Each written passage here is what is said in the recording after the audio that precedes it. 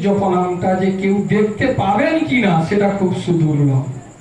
কালকে প্রভাতের সূর্যটা গত বছর তো অনেক 365, কালকার দিনটা কারণ ভক্তি তীর্থ ঠাকুর বলে গেছে, পলে পলিয়াও হইতেছে ক্ষয়, পরক্ষণে প্রাণ রয় বা না রয়, শীঘ্র সাধু সঙ্গ নাম মজরঙ্গ পাবে প্রেম ধন রে। অতএব খুব সাবধান সহিতে আমাদের ভজন ক্রিয়া করা উচিত। মনুষ্য দেহ পেয়েছে, আমরা কৃষ্ণ নাম করছি না। শ্রীমন মহাপ্রভু আমাদের ক্যাঁচকলা, আলু, বেগুন, চাল ডাল দিয়ে আসেন। কি নিয়ে এসছেন না হরের নামই কেবলম। হে কলিগত জীব, তোমরা হরির নাম করো, হরির নাম করো, হরির নাম করো। প্রথম একটা উপাখ্যান বলি। চিত্ত চঞ্চল সবাই মনে করছে অনেক দেরি হবে, এ আবার বুঝলাই কি মেরে বাবা, সে বুড়ার বউ বুঝে না। যিনি আজকে 2-3 দিন এখানে পদার্পণ করেছেন তাকে জানাই সর্বপ্রথমে আমার ভানুদার শ্রীচরণে ধন্যবাদ। তিনি প্রদব্রজে বৃন্দাবন ধাম গেছে, জানি না 6 নম্বরে কেউ গেছে কিনা। আমার 6 নম্বর অঞ্চলে কেউ প্রদব্রজে বৃন্দাবন গেছে কিনা আমার জানা নাই, আপনাদের হয়তো জানা থাকতে পারে। নবদ্বীপ বৃন্দাবন 3 মাসে পৌঁছেছেন প্রদব্রজে। তাহলে ধামবাসী জনে পনতি করিয়া মাগিব কি পারলিস। উনার চরণ যদি দর্শন লাভ করা যায়, ধামের স্বরূপ প্রকাশ পাওয়া যায়। ট্রেনে পাইলটে কত লোক ছুটে চলে যাচ্ছে, খড়গপুরে উঠছে, মথুরায় পৌঁছে যাচ্ছে, কিন্তু প্রদব্রজে শুনেছেন যে আমার 6 নম্বরে কেউ গেছেন, কেউ। তাহলে বৈষ্ণব তাকে বলা যাবে খুব মোটা মোটা তিলক, মোটা মোটা ফোঁটা, মোটা মোটা মালা, বেশ চকচাক করে বসে আছে। উনি উনার কাছে মনে হয় দীক্ষা নিলে আমি মনে হয় স্বর্গে চলে যাব না। ভুল। বৈষ্ণব চিনিতে না রে বেদের শকতি, ব্রহ্মা পর্যন্ত বৈষ্ণবকে চিনতে পারেন না। পারবেন আপনারা কেউ? 10,000 টাকা দিব, বৃন্দাবন জানতো, কাল থেকে বেরিয়ে জানতো, পদব্রজে কিভাবে যাবে? জাল্লাহাট যায়নি, টোটোর উঠে সে আবার বৃন্দাবন যাবে। জয় হোক বৃন্দাবন ধামে। সর্বপ্রথমে আমার জননী জন্মভূমিশ্চ স্বর্গাদৌভীভূয়সী, তার চরণে দণ্ডবত প্রণাম জানাই। শক্তি ছাড়া ভগবানের আরাধনা করা যায়। রাধা তত্ত্বটা যদি কেউ জানে, শিব, শ্রীমতী রাধারানী হয়েছেন শিব, কেউ জানেই না। গদাধর পণ্ডিত রাধারানী হয়েছে, কেউ জানে না। গদাধর যে বলা হয় শ্রীকৃষ্ণ চৈতন্য প্রভু নিত্যানন্দ শ্রী অদ্বৈত গদাধর, সে যে গদাধর শ্রীমতী রাধারানী। তাহলে গদাধর স্ফুলিঙ্গ, স্ত্রীলিঙ্গ নয়। এই যে গদাধর যদি শ্রী রাধারানী বলি, অনেকে জানে না। এই জন্য পাঠটা যে যেরকম জানে সেরকম বলা উচিত। না জানা কথা যদি বলা হয়, সে মনে করবে তো গদাধর পণ্ডিত তো পুরুষ, সে আবার কি রাধারানী হবে। যাই হোক, একজন স্ত্রীলোকের কথা বলি। তিনি এক জমিদারের বাড়িতে দুগ্ধ দিয়ে আসতেন। জমিদারটি হচ্ছে লম্পট ভক্ত। ভক্ত 4 প্রকার আছে। মহাপ্রভু সেগুলোকে জব্দ করেছেন। তো সে দুধ নিয়ে যেত, তার দুধ বেচা কেনাকে পূর্ণ অধিকার তোমাকে দিবে। আমাদের নাম নামবে, এত অষ্টম পর হচ্ছে, এত 24 পর হচ্ছে, এত অমুক হচ্ছে, তমুক হচ্ছে, নাম হচ্ছে, হচ্ছে না। কারণ নাম এমন চিন্ময় বস্তু, হরির নাম নামবে। নাম নামি, নাম যে করবে ভগবান নামতে বাধ্য হবে। ভগবান বলছে আমি যোগীর হৃদয়ের মধ্যে থাকি না, ভক্তের মাঝেও থাকি না। যত ভক্ত মোর নাম করে, যেখানে যত্র, যেখানে বৃন্দাদেবী কারণ সেখানেও ভগবান থাকে না। কোথায় থাকে না ভক্ত হৃদয়ে সদা গোবিন্দ বিশ্রাম। গোবিন্দ কহে নম বৈষ্ণব পরা। তিনি সেই হরির নামকে সিদ্ধান্ত করে তিনি কি করছেন না মনে মনে হরির নাম করতে করতে তিনি চলে যাচ্ছেন। ভাবছে আমার আর টাকা পয়সা লাগবে না, কারণ মহাজন তো বলেছে যে নামই শ্রেষ্ঠ। প্রকৃতপক্ষে কিন্তু হরিনাম শ্রেষ্ঠ। নামই কেবল কলৌ নাস্তৈব নাস্তৈব নাস্তৈব গতিরনথা।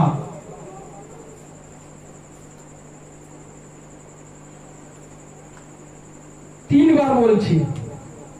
ভক্তি তীর্থ ঠাকুর সেটাকে সত্য সত্য সত্য সত্য করি হয়। কি সত্য করছি? আমাদের তো নামে বিশ্বাস হচ্ছে না, হবে কি করে?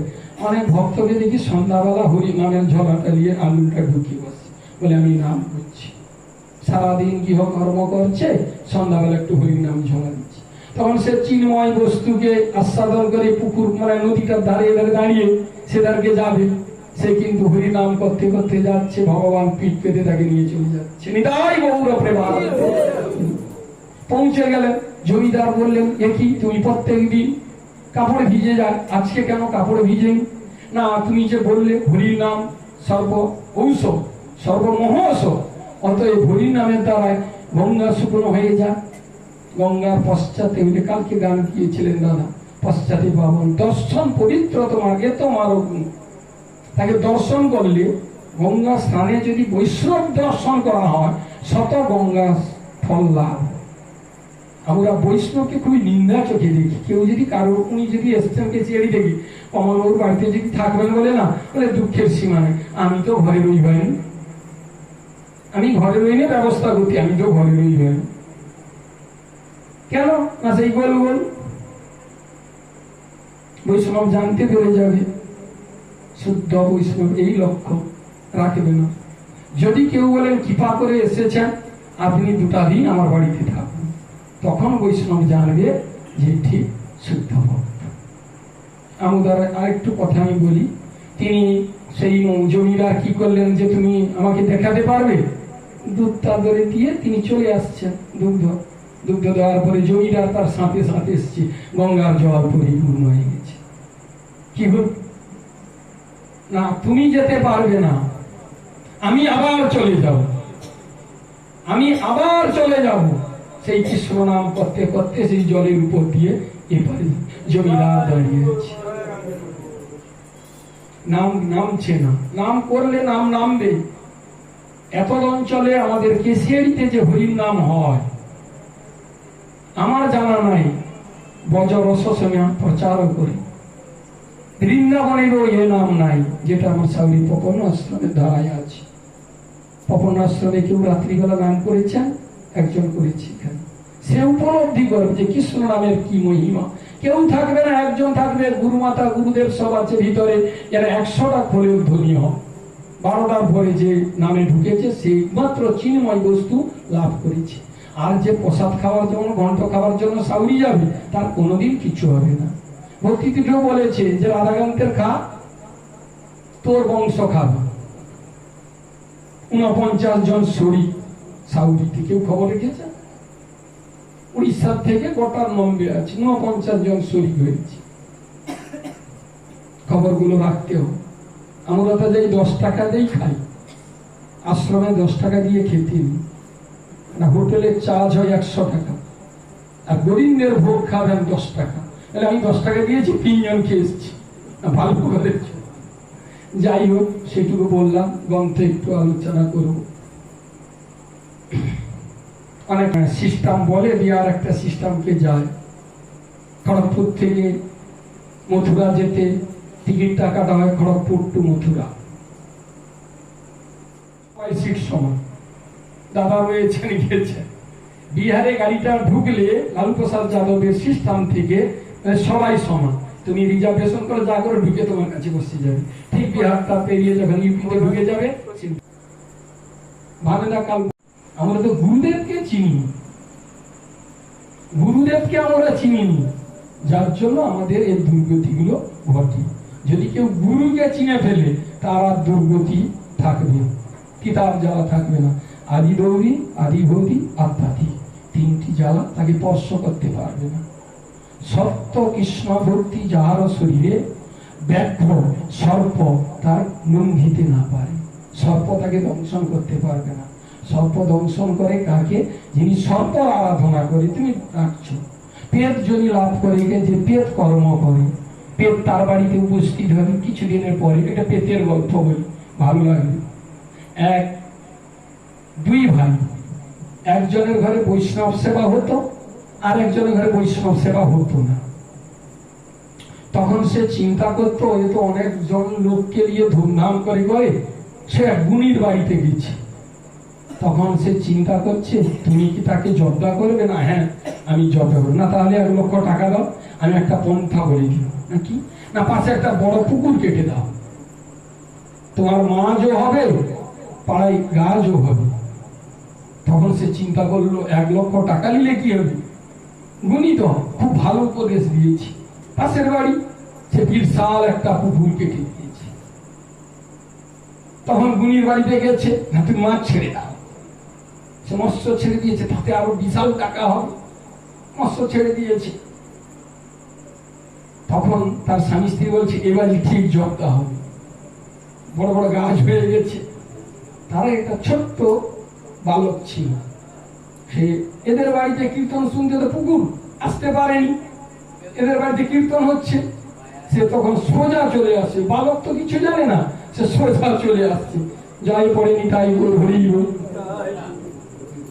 সে আবার গুণীর দরকে গেল, যে আপনাকে তো 1 লাখ টাকা দিয়েছিলাম, তার ক্ষতি হলো, তা তো ক্ষতি হলো না, পরন্তু আমার ক্ষতি হলো না। এক কাজ করে, এই যে আর 1 লাখ টাকা দাও, তার বংশ নির্মূল হয়ে যাবে। কি না, এই যে পুটলাটি আমি তৈরি করে দিচ্ছি, এই পুটলাটি তার ইশান করে গর্তে গিয়ে রেখে দিয়ে আসি, বেড়ে দিয়ে আসি।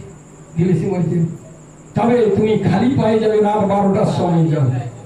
এদের ঘরে যে ভাঙা কাঁচ ফাঁচগুলো ওইখানে ফেলে রাখে কোণের দিকে, কারণ বৈষ্ণব সমাবেশ হয় তো, অপর সাইডে একটা জায়গার মধ্যে ফেলা আছে। ও তো তার বাড়িতে আসেনি কোনোদিন। সেই রাতের অন্ধকারে স্নান করে সেই গুণীর যে পুটলা, সেই ধীরে ধীরে ধীরে ধীরে নিয়ে এসে কি করছে না, ঠিক সেই জায়গায় গর্তটি খুলবে, কাঁচ লেগে তার লতা রক্তাক্তি হয়ে গেল, ধরা পড়ে গেল। তাহলে চিন্তা করুন, অপরকে দুঃখ দিতে মনের দ্বারাও কাউকে দুঃখ দিবেন না, বৈষ্ণবকে বিশেষ করে। চাপাল গোপালের ইতিহাস তো সবাই জানে, ছাগ মুন্ড অমুক তমুক করে তার বৈষ্ণবের সাথে কোনো প্রকার করবেন না। যেই বাড়িতে হচ্ছে তার পাশের বাড়ি এরকম ব্যবস্থাটা ছিল, পরিষ্কার কথা বললাম, কিছু করতে পারি। যেই বাড়িতে হচ্ছে অনুষ্ঠান, আমি তো 35 বছর 40 বছর এখানে পদার্পণ করছি, হিংসা করছি, কিছুই করতে পারছি। হিংসার কথাটা বললাম, রাগের কথা নয়। তুমি যদি মনে করো যে বহু সৌভাগ্য বলে, আমার পাশের বাড়িতে জগন্নাথ দেব এসেছে, আমি সকালে একটু চান করে দর্শন করে আসি, কি আমার বাড়িতে কিছু নাই, তুলসী পাতা দিয়ে আসি, একটু তুলসী পাতা দিয়ে আসি। কিন্তু না, তাহলে যাবো কেন, আমাকে ডাকে, তোমাকে কি সুপারি দিবে? যেখানে জগন্নাথ এসছে সেখানে তো তোমার কর্ম থাকতো, এই ছেলেটা খোল বাজায়, একে আমন্ত্রণ দিবে। পৃথক পৃথক মহাপ্রভু বলে গেছেন, শোনো ঠাকুর, আমি সীতা বৈষ্ণব আনিয়া হেতা, অধিবাসে বলে না, পৃথক পৃথক জনে আমন্ত্রণ করতে পন্থা করে দিচ্ছে। তোমার তো কোনো গুণাবলী নাই, তোমাকে কেন ডাকবো? তুমি এসে এমন কর্ম করবে, তোমাকে তার দাতা বাড়িতে তোমাকে গিয়ে আমন্ত্রণ করবে যে তুমি কৃপা করে আমার ধরে 10টা দিন থাকবে। আমি যদি এসে এরকম বসে থাকি, খাবো চলে যাবো, খাবো চলে যাবো, ডাকবে? কিছু না কিছু কর্ম করতে হবে। ভগবান বলছে যে কিছু কর্ম করো। আমি গরুর কাছ থেকে, আমাদের মেদিনীপুরের লোক গরু চড়ায়, কলিকাতার লোক কুকুর চড়ায়। সকালে দেখবেন মর্নিং ওয়াকটা সারি কুকুর একটা দড়ি নিয়ে চলে যাচ্ছে, খুব জমিদার লোক, কিন্তু সে যে চা খাবে আমার ফসলে গরুর দুধ দিয়ে, কুকুরের দুধ দিয়ে তো সে চা বানিয়ে খেতে পারবে না। কুত্তা পুষে গেছে, কুকুর কুত্তা হল, কুত্তা কোথায় পুষি? বিদেশের লোক পুষি, চাটা খায় গোমাতার দুধ দিয়ে। যার জন্য গরুকে প্রণাম করতে হয়। জয় জয় গোমাতা কি জয়, নম ব্রহ্মণ্য দেবায় গোবর্ণ হিতায় চ জগদ্ধিতায় কৃষ্ণায় গোবিন্দায় নম নম। গরু যে আমরা গোমাতার যে লোমকূপ, অনন্ত কোটি ব্রহ্মাণ্ড বিরাজমান করেন, কৃষ্ণ তো দূরের কথা, অনন্ত কোটি ব্রহ্মাণ্ড বিরাজমান করেন গো লোমকূপে। আমরা গরু চড়াই বলে আমাদের নিন্দা করে মেদিনীপুর জেলার মাঠে ঘাটে গরু ছাগল চড়ায়। জয় হোক বৃন্দাবন দাস ঠাকুরের শ্রী চৈতন্য চরিত্রামৃত। জয় জয় শ্রী চৈতন্য গুণ নিধি, জয় বিশ্বম্ভর জয় ভবাদি বিধি, জয় জয় নিত্যানন্দ প্রিয় দ্বিজরাজ, জয় জয় চৈতন্য ভকত সমাজ। চৈতন্য দেবের ভক্তের সমাজে একটা নির্দিষ্ট ভগবান সিদ্ধান্ত করে গেছেন, আমরা তার বিরুদ্ধে আচরণ করছি। আমরা যে দশমী সমাজ ভক্ত সমাজ করছি, বিরুদ্ধ আচরণ করছি। আমার বাড়িতে বিমলটিটায় যত সমাজ ছিল একবার আমি নিমন্ত্রণ করেছিলাম, গর্বের বিষয় নয়। কারণ ভক্ত সেবা যদি না হয় অষ্টম পর 24 কোনো মূল্য থাকে না। প্রধান হচ্ছে ভক্ত সেবা। ভক্ত মোর মাতা পিতা, ভক্ত মোর গুরু, ভক্ত মোর নাম রেখেছেন বাঞ্ছা কল্পতরু, অতএব ভক্ত সেবা। আমি আমার চিন্তা করেছি যে চন্দন মাল্য নিয়ে দাঁড়িয়ে থাকছি, আসবেন না, ওরা 12টা 1টা হরি বল সময় ভক্ত সব এসে তপন বাবুর বাড়ি সেখানে দাঁড়িয়ে আছে, হবে না দেরি, হবে না দেরি। সেই দিন থেকে আমি সমাপ্ত করে দিয়েছি। আমি আশা আছে যে কমলবাবু আসবেন, তার চরণ ধুয়ে দিব, চন্দন ইত্যাদি দিয়ে তাকে বরণ করে সেবা দিব। সে তার কি করছে, কত দেরি দিব।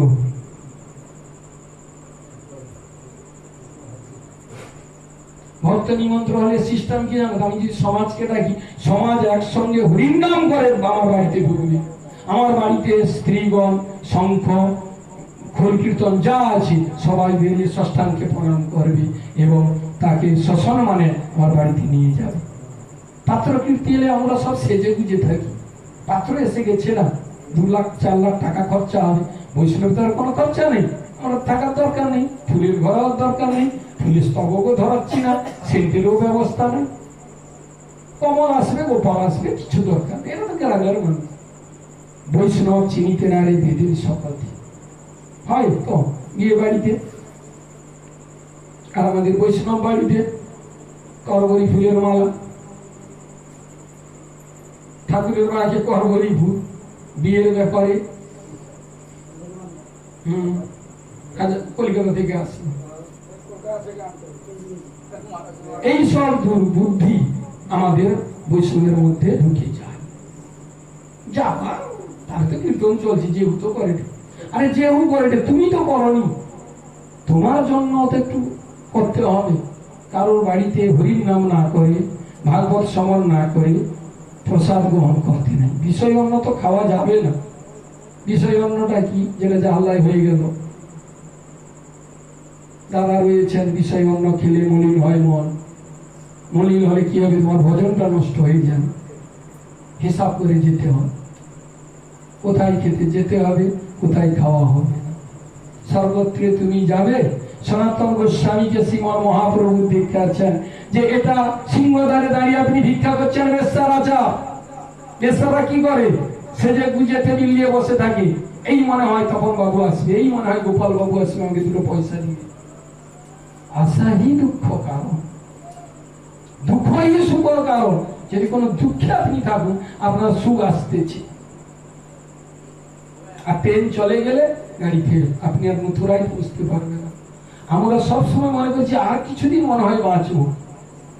ঘটা প্লাস্টার করিলে তারপরে, ঘটা প্লাস্টার করার পরে এসে যে বললি কি গো, আমার ছেলেটার ব্যাপারে কত টাকা গেলা যাও, ছাই দিলি টাকা, চাইতে গেলে বলে নাই।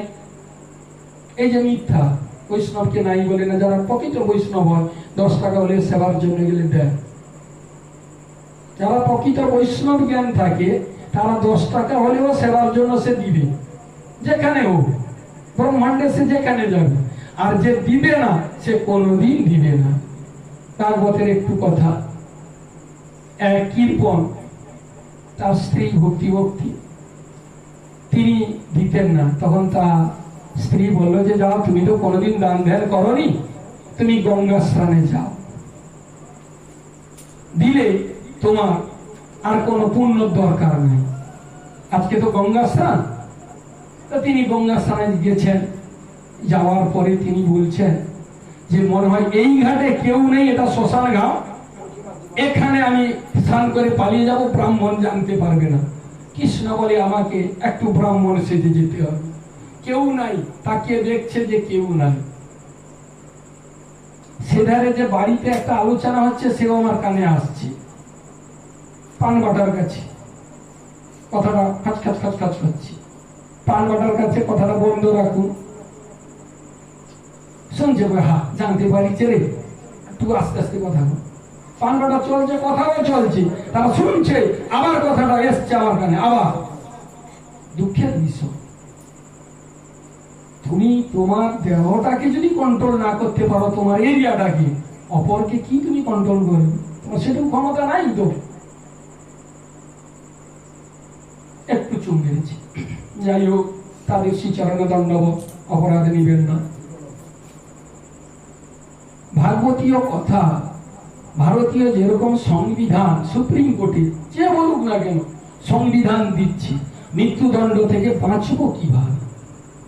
চৈতন্যদেব শুধু মৃত্যু থেকে বাঁচার জন্য আমাদের এই পন্থা দিয়ে দিচ্ছে। এত হরির নাম, এত মুখ, এত তমুক, কিসের জন্য? মৃত্যুকে জয় করার জন্য। শ্রীমদ ভাগবতে রাজা পরীক্ষিতকে তৃতীয় না চতুর্থ দিনে সুখদেব গোস্বামী পাদ বললেন যে হে রাজা পরীক্ষিত, তুমি তো শ্রবণ করছো, তোমার তো 7 দিনের মাথায় মৃত্যু হবে, সর্পদংশন হবে, তুমি কি বল? না প্রভু, আমার একটুকু লাভ হয়েছে কি না, আত্মার বিনাশ নাই, আমি তো মরিব না। মরি নাই, মরি নাই বলেছিল না চাপাল গোপালে।